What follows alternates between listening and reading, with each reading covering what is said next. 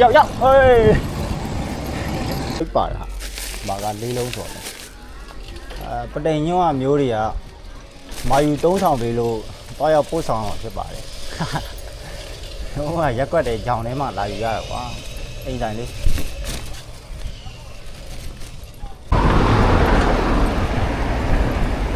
လိုက်ရ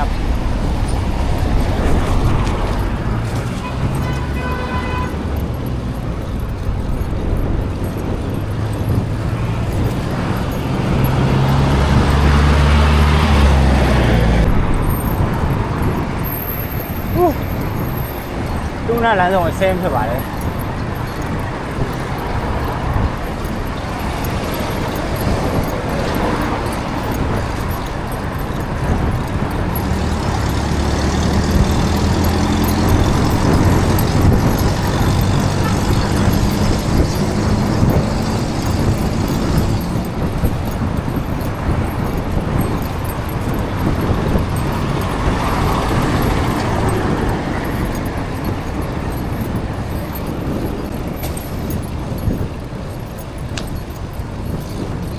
ရောက်ဟေးတပည့်စီနာရောက်လာပါပြီ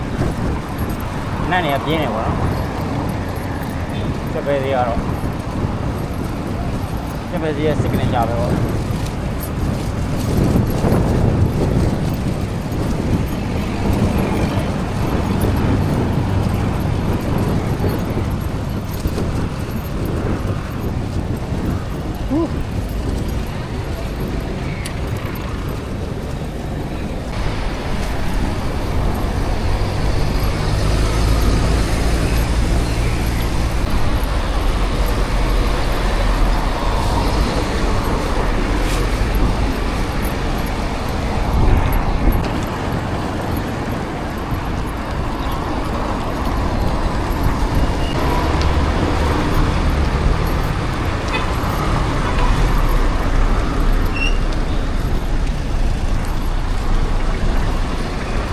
6လမ်းလေးကိုဝင်ပါပြီ။မိုက်တယ်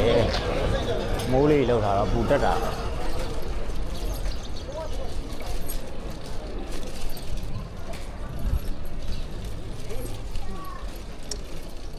8လမ်း6လမ်းမဟုတ်ဘူး။8လမ်း6လာလို့ရေးရတာဟာ